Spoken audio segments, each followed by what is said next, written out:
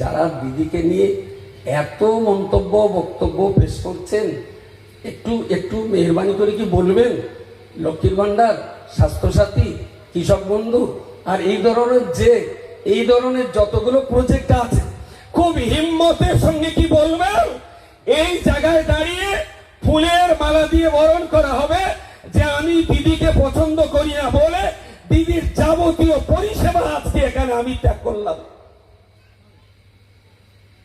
তৃণমূলের যত পরিষেবা আছে, দিদি যখন খারাপ তাহলে দিদির মালজালগুলো কথা বলে দিদির মালজালগুলো খারাপ। তো দিদি যখন খারাপ, অভিষেক যখন খারাপ, দলটা যখন খারাপ, তাহলে এই দলের যে সুবিধাগুলো ভোগ করছেন এখানে একটু দাঁড়িয়ে একটা দিন সভা করে বলে দেন যে দিদি খারাপ, তাই দিদির মালও খারাপ, আমরা একটা কিচ্ছু নেব না। এখানে দাঁড়িয়ে বলুন, ভাববো যে বুকের পাটা শক্ত আছে, ভাববো কথার সঙ্গে কাজের মিল আছে। দিদি খারাপ কিন্তু দিদির মালটা খুব ভালো। শাওরি বিরাট বল কিন্তু শাওরির মেয়েটা বিশাল ভালো। শাওরি দারুণ বল কিন্তু শাশুড়ির মেয়েটা দারুণ ভালো। আরে ভাই, শাশুড়ির মেয়েটা যদি ভালো হয় তাহলে এই মেয়েটা যে গাছে ফলনও হয়েছে সেই গাছটাকে তো সকাল সন্ধ্যা শ্রদ্ধা করা উচিত। কারণ এই গাছটা যে ফল জন্ম দিয়েছে সেই ফলটা যদি ভালো হয় তাহলে এই ফলটা যে গাছ জন্ম দিয়েছে সেই গাছের সঙ্গে গাদ্দারি করা তার মানে চরম বিশ্বাসঘাতকতা করা। অনুরোধ করছি আপনাদের কাছে, এখানে অনেক মায়েরা আছেন, বোনেরা আছেন, ভাইরা আছেন, আর এই মায়েরা যারা আছেন অনেকগুলো মা তো। এই জন্য রাজনীতির বাইরে দাঁড়িয়ে আপনাদের জন্য আমার ছোট্ট একটা কথা, জীবনের সবচেয়ে বেশি সম্পদ আপনার কাছে আপনার সন্তান। বাপ কিন্তু সন্তান মানুষ করে না, সন্তান মানুষ করে কে? এখানে তো বহু বাপ আছে, কোনো একটা বলতে পারবে রাত্রিবেলা বাচ্চা কাঁথায় পেশাব করলে কোনো বাপ উঠে কাঁথা পাল্টে দেয়? হ্যাঁ, খাটের থেকে ওখান থেকে এসে এদার দিয়ে হাত দিয়ে ওর ওই মা ওর নোট বাচ্চাটা হিসু করে কাঁথাটা পাল্টে দেয়, কিন্তু নিজে কোনোদিন কাঁথা পাল্টায় না। পুরুষ মানুষ শুধুমাত্র সংসার পরিচালনার অর্থের যোগানটা দিয়ে যান, বাকি যাবতীয় রিস্ক, যাবতীয় দায়িত্ব মাকে পালন করতে হয়। তাই আপনারা যারা মা আছেন, আপনার গাড়ি বাড়ি জমি জলকর ভাটা সমস্ত কিছু চেয়ে আপনার কাছে সবচেয়ে দামি সম্পদ হলো আপনার সন্তান, আপনার ছেলে, আপনার মেয়ে। তাই গাড়ি বাড়ি জলকর ওসব যত্ন না করে সন্তানটাকে যত্ন সহকারে লেখাপড়া শেখান। একদিন যদি আপনার সন্তান লেখাপড়া শেখে, ওর জমি গাড়ি বাড়ি জলকর কিছুই দিতে হবে না, শিক্ষা দিয়ে ভালো মানুষ তৈরি করুন। আপনি মাথা উঁচু করে বাঁচতে পারবেন, আপনার সন্তানও মাথা তুলে বাঁচতে পারবে। সুযোগ বুঝে রাজনীতির বাইরেও এই কথাটা আপনাদের কাছে আমার ছোট্ট দাবি। আর শেষ কথা, আজকের এখানে যত মানুষ এসেছেন সবাইকে সালাম ও শ্রদ্ধা জানিয়ে বলছি, পশ্চিমবঙ্গের উপরে হিংস্র বাঘের থাবা। ভারত অন্য দেশের সঙ্গে যুদ্ধ করেছে, যত সৈন্য সেনা নামিয়েছিল এবারের ইলেকশনে পশ্চিমবঙ্গে তার চাইতে বেশি সেনা নামানো হয়েছে। তারা ইডিকে কাজে লাগিয়েছে, তারা সিবিআইকে কাজে লাগিয়েছে, তারা নির্বাচন কমিশনকে কাজে লাগিয়েছে। সেন্ট্রাল গভর্নমেন্টের যতগুলো ব্রাঞ্চ আছে দেশ পরিচালনার জন্য, যাদের দায়িত্ব ছিল দেশের চাকর হয়ে কাজ করা, তারা এখন মোদি আর অমিত শাহ চাকর হয়ে কাজ করছে। উদ্দেশ্য একটাই, পশ্চিমবঙ্গটাকে দখল দিতে হবে। আর এই পশ্চিমবঙ্গে দখলদারিত্বের তাদের সব চেষ্টা তারা চালিয়ে যাচ্ছে। এই কঠিন চেষ্টার মাঝখানে আমি ছোট্ট দাবি আপনাদের কাছে বলছি, বাঘের হামলা যখন পশ্চিমবঙ্গে পড়েছে, বাঘ তারা তো গ্রামটার নাম সাতাতিয়া। এই সাতাতিয়া গ্রামে যদি বাঘ ঢোকে, সাপোজ সুন্দরবন প্রত্যন্ত অঞ্চলে থাকে যারা, কখনো কখনো নদী সাঁততে বাঘ এ পাশে চলে আসে, গ্রামে যদি বাঘ ডাকে তাহলে এই গ্রামে হিন্দু আছে, মুসলমান আছে, খ্রিস্টান আছে। বাঘ তাড়াবার দায়িত্ব শুধু কি মুসলমানের, শুধু কি হিন্দুর, শুধু কি খ্রিস্টানের? তাহলে বাঘ তাড়াবার দায়িত্ব কি গ্রামের গরু আর ছাগলের? কাদের দায়িত্ব? সকলে মানে মানুষের। এইটা বলতে দেরি হচ্ছে, মানুষের দায়িত্ব বাঘটাকে হয় বন্দি করা, না হলে মারার চেষ্টা করা, না হলে গ্রাম থেকে তাড়িয়ে দেওয়া। তবে তাড়িয়ে দেওয়া মানে আবার অন্যকে বিপদে ফেলা। বন দপ্তরকে খবর দিয়ে বা নিজেরা মিলে জাল দিয়ে ধরে বা যেভাবেও জন্তু মারাটা ঠিক নয়। ফার্স্ট চেষ্টা করা খাঁচায় বন্দি করা। যদি একান্ত না পাওয়া যায়, না পারা যায়, তাহলে তাকে মারতে হবে। অনেকটা মানুষের প্রাণ রক্ষার তাগিদে বাঘ মারা যেতে পারে। তো গ্রামের কিছু মানুষ বাঘ তাড়াবার জন্য বেরিয়ে এলো। তো জিজ্ঞেস করলাম, তোমরা বাঘ তাড়াবে? তা বলে হ্যাঁ। আমি কি দিয়ে তাড়াবে? তাহলে পাকাটি নিয়ে এসেছি, হাতে সবার 2-4টে করে পাকাটি আছে। তা আমি বলি, ভাই তোদের খবর কি? তাহলে বাঘ তাড়াতে এসেছি। আমি কি দিয়ে তাড়াবি? তাহলে ঝাড়ের কুঞ্চি কেটে নিয়ে এসেছি। ওদের হাতে পাকাটি, এদের হাতে কুঞ্চি, এরা বাঘ তাড়াবে। আমি ভাই তোর খবর কি রে? তাহলে আমার বাড়িতে পুরোনো 2টো ভুল লাগা আঁকড়া ছিল। আঁকড়া বোঝেন নাকি? আঁকড়া ওই নাঙল আর বাঁশি দেওয়ার জন্য কাজে লাগানো হয়। তো 2টো আঁকড়া নিয়ে এসেছি। তুই পাকাটি দিয়ে বাঘ তাড়াবি, তুই কুঞ্চি দিয়ে বাঘ তাড়াবি, তুই আঁকড়া দিয়ে বাঘ তাড়াবি। ভাই তোর খবর কি?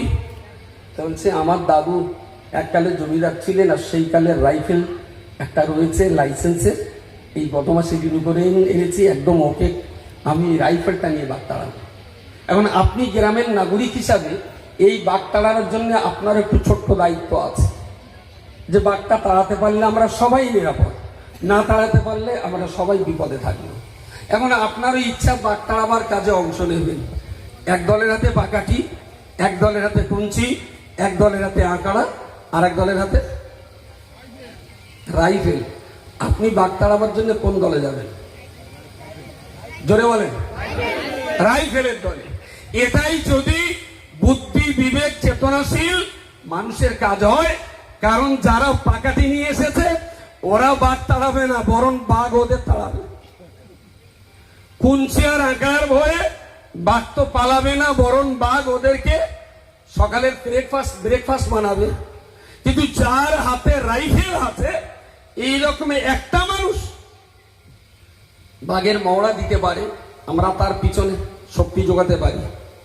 আজকে পশ্চিমবঙ্গের উপরে দিল্লির হিংস্র বাঘের থাবা, এই থাবা থেকে ভারতবর্ষের একটা রাজ্য পশ্চিমবঙ্গকে মুক্তি দেওয়ার জন্য, মুক্ত রাখার জন্য বাঘটা তাড়াতে এখানে অনেক পলিটিক্যাল দল আছে। কেউ পাকাটি নিয়ে বিজেপি তাড়াবে, কেউ কুঞ্চি নিয়ে বিজেপি তাড়াবে, কেউ আঁকড়া নিয়ে বিজেপি তাড়াবে। মমতা ব্যানার্জি বললেন, আমার হাতে 213টা এমএলএ আছে, এই 213টা এমএলএ এবারে ইলেকশনে আরো কিছু বাড়িয়ে নিয়ে আমরা পশ্চিমবঙ্গ থেকে দিল্লির বাঘ এমন ভাবে তাড়িয়ে দেব, চরমেও তারা যেন পশ্চিমবঙ্গে আর কখনো রাজনীতি করার ইচ্ছা প্রকাশ করতে না পারে।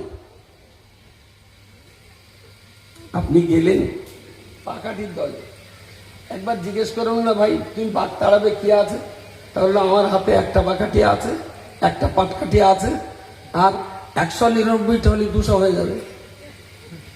আমি বললাম, পাট চাষ করেছো কটা? তাহলে 33টা। খেতে 33টা পাট চাষ করে 199টা পাকাটির স্বপ্ন দেখছেন। তার মানে পুজো চায় চিত হিসেবে। এটা কি কখনো সম্ভব? আর এই কথা বলে সরল সাদাসিধে কিছু মানুষকে ভুল বুঝিয়ে এইভাবেই তারা ঘোর পথে বিজেপিকে সুবিধা পাইয়ে দেওয়ার চেষ্টা করছেন।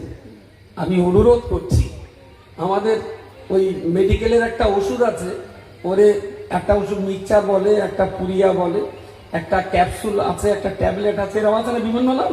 ওগুলো হলো ওষুধের ভঙ্গিমা। একটা ওষুধের নাম হলো ক্যাপসুল। এই ক্যাপসুলের উপরে একটা প্লাস্টিকের কভার লাগানো থাকে। ভিতরের ওষুধটা এত পরিমাণ তিত যে ওই ওষুধের ট্যাবলেট করে দিলেও রুগী খেতে পারবে না, পুরিয়া করে দিলেও রুগী খেতে পারবে না, গুলে দিলেও, সিরাপ করে দিলেও রুগী খেতে পারবে না। সেই জন্য অত্যন্ত তিত, অত্যন্ত বিস্বাদ ওষুধটাকে খুব হালকা প্লাস্টিকের প্যাকিং করে 2টো খাপে এইভাবে লাগিয়ে দেওয়া হয়। রুগী যখন খায় তিত একটু বুঝতে পারে না। বিজেপি ডাইরেক্ট আপনাকে বিজেপি ওষুধ গেলাতে পারেনি বলেই আমাদের মতো কিছু ক্যাপসুল মার্কা দালাল পুষে প্লাস্টিকের ক্যাপসুলের ভিতরে আপনাকে বিজেপির দাওয়াই খাওয়াবার চেষ্টা চলছে। এর থেকে আমি আপনাদেরকে সাবধান আর সতর্ক হওয়ার জন্য অনুরোধ করছি।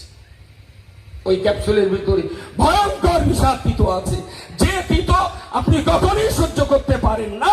তাই অন্য রঙের অন্য কালারের প্যাকেট করে আপনাকে বিজেপি ওষুধ খাওয়ানোর জন্য দালাল পুষেছে। এর থেকে আপনাদেরকে সাবধান আর সতর্কতা হওয়ার জন্য অনুরোধ করছি।